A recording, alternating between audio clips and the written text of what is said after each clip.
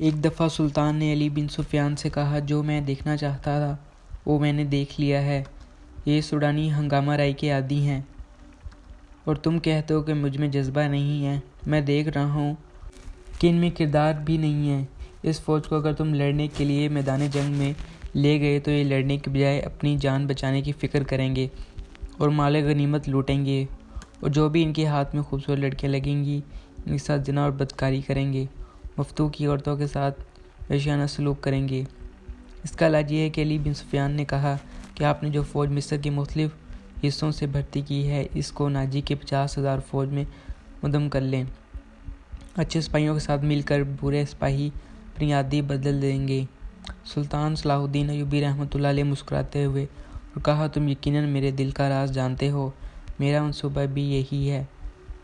میں تمہیں بتانا چاہ رہا تھا، تم اس کا ذکر کسی سے نہ کرنا۔ علی بن سفیان نے یہ وصف تھا کہ دوسرے کے دل کا راز جان لیتا تھا، اور غیر معمولی طور پر ذہین بھی تھا۔ وہ کچھ اور کہنے ہی لگا تھا کہ ان کے سامنے سے روشن ہوئی زمین پر بے شک قیمت قالین بچھے ہوئے تھے۔ شہنائی سارنگ کا ایسا میٹھا نغمہ برآ کہ مہمانوں پر سناٹا چھا گیا۔ ایک طرف سے ناچے والیوں کے قطار نمودار ہوئے 20 لڑکیاں ایسے باریک اور نفیس لباس میں چلی آ رہی تھیں، ان کے جسموں کا انگ انگ نظر آ رہا تھا۔ ہر ایک کا لباس باریک چوگا سا تھا جو شانوں سے ٹخنوں تک پھیلا ہوا تھا۔ اس رسم کا حساب نظر آ رہا تھا جس کا انہوں نے لباس پہنا ہوا تھا۔ لڑکیوں کی چال سے یہ ڈھیلا ڈھیلا لباس ہلتا ہوا تو یوں لگتا تھا جیسے پھولدار پودوں کی ڈالیاں ہوا میں تیر رہی ہیں۔ لباس کا رنگ جدا ہوا تو ہر ایک کی شکل و صورت ایک دوسرے سے مختلف تھی، لیکن قدم اٹھتے نظر نہیں آ رہے تھے۔ وہ ہوا کہ دلہن ماندہ وہ نیم دائرے میں ہو کر رہ گئیں۔ سلطان صلاح الدین ایوبی کی طرف تعظیم کے لیے جھکی تو سب کے بال سرک کے شانوں پر آ گئے۔ ان کی رسم بالوں اور جسموں کے جانور تسیم پیدا کر دیا تھا جن کے کمر کے گرد چیتوں کی کالی تھی۔ ایک بڑا سا ٹکڑا اٹھائے تیز تیز قدم چلتے ہوئے آئے۔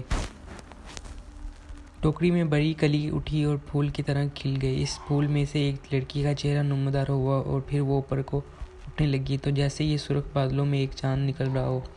یہ لڑکی اس دنیا کی معلوم ہوتی ہی نہیں تھی، اس کی مسکراہٹ بھی عارضی نہیں تھی۔ لڑکی نے پھولوں میں سے باہر قدم رکھا تو اس کے جسم سے لچک نے تمام تماشائیوں کو مصور کر دیا۔ علی بن سفیان نے سلطان صلاح الدین ایوبی رحمۃ اللہ علیہ کی طرف دیکھا کہ اس کے ہونٹوں پر مسکراہٹ تھی۔ سلطان صلاح الدین ایوبی رحمۃ اللہ نے اسے کانوں میں کہا، علی، مجھے تو توقع ہے نہیں تھی کہ یہ اتنی خوبصورت عورت ہوگی۔ ناجی نے سلطان صلاح الدین ایوبی رحمۃ اللہ علیہ کے پاس آ کر کہا، امیر، میں مصر کا اخبار بلند ہوں۔ اس لڑکی کا نام زکوی ہے، اس سے میں نے آپ کی خاطر اسکندر جیسے بلوایا ہے۔ یہ پیشہ اور رقصہ نہیں ہے، یہ طوائف بھی نہیں ہے، اس کا رقص سے پیار ہے۔ شوقینہ ناچتی ہے، کسی محفل میں بھی نہیں جاتی۔ میں اس کے باپ کو جانتا ہوں، ساحل پر مچھلیوں کا کاروبار کرتا ہے۔ یہ لڑکی آپ کی عقیدت مند ہے، آپ کو پیغمبر مانتی ہے۔ میں اتفاق سے اس کے گھر سے اس کے باپ سے ملنے گیا تو اس لڑکی نے سنا کہ سلطان صلاح الدین ایوبی رحمۃ اللہ علیہ امیر مصر بن کر آئے ہیں۔ اللہ کے نام پر مجھ سے ملوا دو۔ میرے پاس اپنی جان اور رقص کے سوا کچھ بھی نہیں تھا جو میں اس عظیم حسنہ کے پاؤں میں پیش کر سکوں۔ قابل صدر احترام امیر، میں نے آپ سے رقص اور ناچ کی اجازت اس لیے مانگی تھی کہ میں اس لڑکی کو آپ کے حضور پیش کرنا چاہتا تھا۔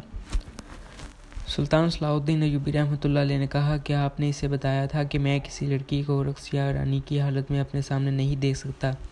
یہ لڑکیاں جیسے آپ کو ملبوس لائے ہیں، یہ بالکل ننگی ہیں۔ سلطان صلاح الدین ایوبی رحمۃ اللہ علیہ نے ناجی سے کہا، جناب علی مقام، میں نے بتایا تھا کہ امیر مصر رقص کو پسند نہیں کرتے، لیکن یہ کہتی کہ سلطان صلاح الدین ایوبی ضرور میرا رقص پسند کریں گے، کیونکہ میں اس گناہ کی دعوت نہیں۔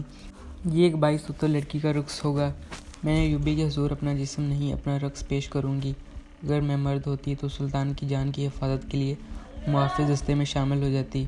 ناجی نے خاصیانہ ہو کر کہا کہ آپ کیا کہنا چاہتے ہو؟ اپنے پاس آ کر ایوبی نے کہا کہ تم لوگوں کے سامنے اپنا جسم ننگا کر کے بہت اچھا ناچتے ہو، اس سے پر شاباش دو کہ تم نے مردوں کی جنسی جذبات بھڑکانے میں خوب مہارت حاصل کی ہے۔